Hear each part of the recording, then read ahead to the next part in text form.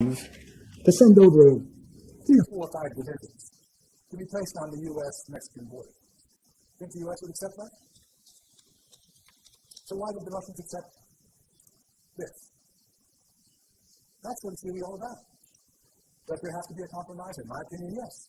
And the compromise has to be that Ukraine guaranteed will not become a member of NATO. If we move the forces, NATO forces, including American troops, toward Russia's borders, where will we be then?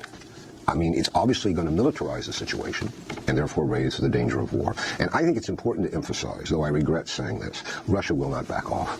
This is existential. Too much has happened. What we're doing is encouraging the Ukrainians to play tough with the Russians. And of course, the Ukrainians are playing along with this. And the Ukrainians are almost completely unwilling to compromise with the Russians and instead want to pursue a hardline policy. Well, as I said to you before, if they do that, the end result is that their country is going to be wrecked. The United States aids Ukraine and her people so that we can fight Russia over there and we don't have to fight Russia here. Your fight is our fight. All of us will go back to Washington and we will push the case against Russia. It is time for them to pay a heavier price. We will do everything we can to provide you with what you need to win. Стільки зброї не тому, що ми хороші, як нам кажуть, нам допомагає Захід, бо вони хочуть нам блага, тому що ми виконуємо задачі Заходу. Тому що ми єдині, хто готові їх виконувати, бо нам весело, нам прикольно убивати і прикольно воювати. Вчера, когда я его выносила, он мне говорил: мама, я ведь только начал жить. За что? Я, когда увидел маму с папой, бежаешь, мне было страшно. Чисто было страшно смотреть на них. Скажите, пожалуйста, почему вы никогда не говорите правды? Это не ДНР нас убивает, а вот эти фашисты, которые окружили нашу Авдеевку. Ми тут флагман, тому що ми затіяли війну, якої не було вже останніх 60 років. Так от, уявіть собі, скільки в нас зброї, скільки в нас ветеранів. Ее цель – защита людей, которые на протяжении 8 лет подвергаются издевательствам, геноциду со стороны киевского режима. И для этого мы будем стремиться к демилитаризации и денацификации Украины. Large-scale war in Ukraine will be the end of the world order as we know it. If Russia does not get a severe, swift and decisive response now, this will mean a total bankruptcy of the international security system and international institutions which are tasked with maintaining the global security order. This is a grim scenario which will throw us back to the darkest times of the 20th century. Russia will not stop at Ukraine. If a permanent member of the UN Security Council succeeds in breaking literally all rules, other actors will be inspired by him and follow his pattern. We are currently at the middle of the largest security crisis in Europe since the Second World War. This crisis was created and is being escalated by one side unilaterally, by the Russian Federation. Russia's accusations of Ukraine are absurd. Ukraine has never threatened or attacked anyone. Ukraine has never planned and does not plan any such action. Ukraine has never planned and does not plan any military offensive in the Donbas. Neither any provocations or acts of sabotage. French journalist has been criticized for claiming locals in the Donbas region are being targeted by the Ukrainian government. Anne-Laura Bonnell has been filming in the war-torn eastern Ukraine area since 2015 and spoke about her experience on air in France. There are dead and wounded. I film them every day. I take photos every day to save as proof. I do not have any political message to express. But just so you know, this conflict has been widely discussed for a week, but it has lasted already 8 years and caused the deaths of 13,000 people. People are devastated. All of them are Ukrainians, and they're extremely surprised that Europe is now aware of the situation. All of this shelling, hiding and living in basements, heavy artillery everywhere. I was filming this back in 2015, but I repeat, this has been going on since 2014. Sorry to interrupt. Not all of us know about the situation as much as you do, since you've been following it for so many years. Something you said surprised me. You said that all of those people are Ukrainians, and the shelling is also conducted by Ukrainians? Definitely. This is something really important, and somehow it's being ignored. Residents of the Donbass began to be targeted by their own government in 2014. Russian-speaking citizens fell victim to shelling by Kiev government. It's true. I have proof. I can show it as soon as I go back to France. I have a whole documentary. It's undeniable. But today the shelling is being carried out by Russians or Ukrainians? The Ukrainians are shelling where I am now. The Ukrainian government bombed its citizens. Children had to live in basements for months. The film that I made in 2015 has proof of these crimes against humanity. I take responsibility for my words and urge you to watch it. The other day I was at a school. 2 teachers were hit by an explosion. Their bodies were cut in 2. I uploaded these photos to Facebook. I've met elderly women who could not leave this area. Civilians are falling victim to heavy artillery, rocket launchers. I'm not very good with weapons, but I can confirm that here in the Donbass, in the Russian-speaking part, residential areas are still being shelled today. Yesterday, Donetsk was bombed. This is the national militia when journalists aren't watching. В масках с молотками сбитыми, в куртках с надписью «Национальная дружина». Они кричали «Слава Украине», еще там какие-то свои лозунги. Начали здесь все просто громить. Полная разруха. Все было побито абсолютно. We're given other footage, which shows more places being trashed, men lighting fireworks indoors, even setting one location on fire. The National Militia tell us they're working alongside the police, but they have also, on several occasions, fought them. Here they brawled and used pepper spray on officers. The National Militia are part of a group called Azov. Initially a volunteer military battalion, it has well-established links to the far right. Its founder, this man Andrei Beletsky, has in the past expressed racist and anti-Semitic views. And its logo has clear Nazi overtones. My favorite quote from Andrei Beletsky is that the destiny of the Ukrainian nation is to be an avant-garde in holy war of white people against underhumans led by Semites. The National Militia have already been flexing their muscles in Ukrainian politics. This is the city hall in the town of Cherkasy. Look at it now. All round the outside are security officers. And the reason the police have come is because at the last session, this happened. The National Militia, together with some war veterans, turned up and stood among the deputies, announcing that no one would leave until the mayor's budget was passed. Зараз Черкаси стали тренувальним майданчиком для військового перевороту в Україні. Для МВД то такого існувати в Україні немає. This is him, Arsen Avakov, Ukraine's ambitious interior minister. His links to the Azov group are well known. He's put their fighters on the payroll of his ministry and appointed one of their commanders, Vadim Troyan, as his deputy. Історія, вона повторюється, якщо ми подивимося, що відбувалося в Германії там 37-39 рік, да, коли воно фашизм тоді піднімався, то в принципі можна, от я б їх цим самим зрівняв. Их было у нас не так много, на нашем, да, вот по районе. Они сначала массированно обстреливали наш район и говорили, что это россияне обстреливали. Мы что видели, откуда что летит. Мы что видели, понимали, что происходит.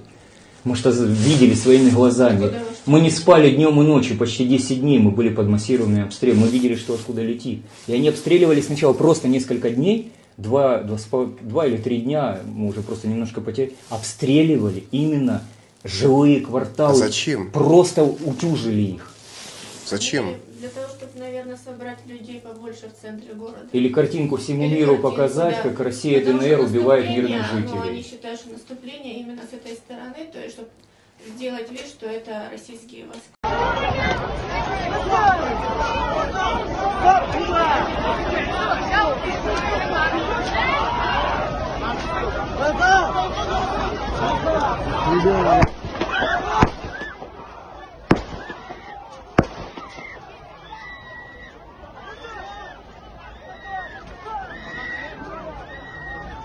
देख यहाँ कैसे मार रहे लड़कियों को।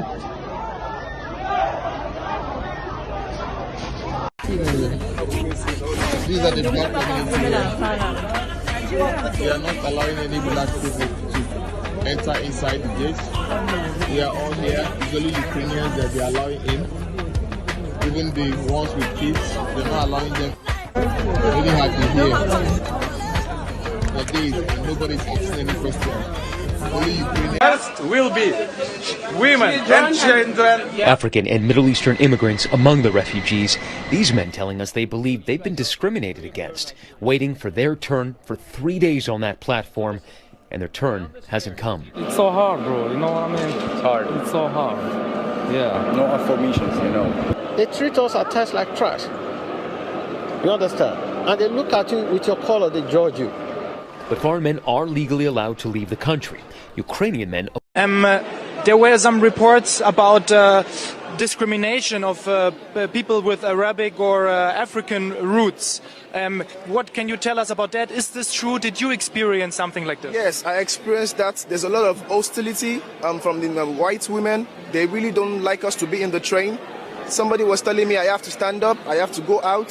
If I'm not a Ukrainian, I shouldn't be in the train of a Ukrainian. I should find anywhere I should go to. So it's really, really, really sad that we have to face this. And they prefer their pets, their animals, even before a black man or a black woman. So it's really sad. I'm from Chandigarh. Chandigarh. Yeah. From Punjab. So you came here from Kharkiv, or? Yes, from Kharkiv. So how do you feel after coming here? You have a place to stay here, and all after 7 days of difficulty. It was a relief for us. Feeling saved and feeling positive that we'll go soon to India. Yes. You traveled by train from Kharkiv? Yes. Okay. So you are allowed to enter the train? No, they were not allowing us to enter. The civilians, the Ukrainian civilians, they were pushing the Indian students, and they were saying that your prime minister, that your government abstained vote in that UN meeting. We will not allow any black people to enter into the train. So it was a really big hustle to enter into the train. Ukraine is so evil. Ukrainian people are so corrupt, so evil, such liars, thieves.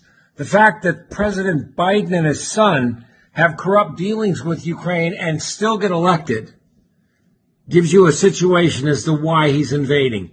Biden and Hunter stand to lose billions if Putin takes over Ukraine. I'm sorry, folks. I'm Ukrainian, and I support this invasion 100%. He's not going to touch Eastern Europe. Everybody needs to chill out. There's a lot more going on than meets the eye. There's a whole lot under the table. And there's a massive mafia in Ukraine. How about the whole country? Russia does not play with the Freemason society. The president of Russia, President Putin, is not a Freemason. The globalist cabal that is run by Charles Schwab, the Rothschild family, the Rockefeller family, the Chase family, the Russell family, cannot be controlled, and therefore we are always at war with the big bear, Russia. Think about it. Russia is the only place they could not put a centralized bank because every single leader in Russia was at war with the Rothschild families. The Rothschilds own all of the centralized banks, and every single country. Think about this. Canada is on the cusp of a revolutionary innovation that will transform the way Canadians authenticate themselves online and protect their identity. Digital ID. All of us are living in a digital world, but we're tethered to an analog model of how we identify ourselves, memorizing countless online passwords, carrying government-issued licenses, plastic cards, and more. Digital ID is a way for Canadians to identify themselves to government, businesses, and each other electronically, with ease and rock-solid security, without the need to present physical documents. One interconnected network.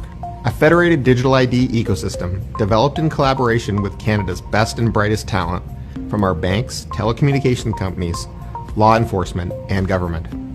It would have the power and security to store every Canadian's electronic identity and attributes, and it would unlock countless opportunities for Canadians to verify who they are safely, quickly, and securely, while only revealing the information necessary for each transaction. A fast, easy, and secure way to bank, sign up for government services, renew driver's licenses or health cards, shop, travel, and more.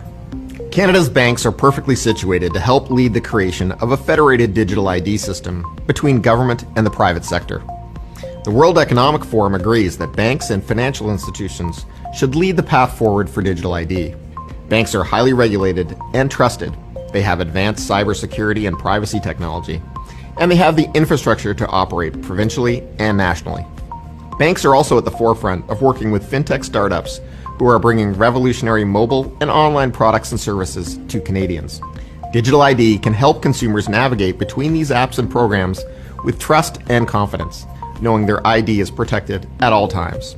A federated digital ID approach can also significantly reduce fraud, save taxpayer money, improve regulatory compliance, and make it easier to do business as an owner and as a consumer. In fact, the Canadian Bankers Association just launched a white paper with our recommendations on how to move forward with a federated digital ID framework. I encourage you to read it to learn more.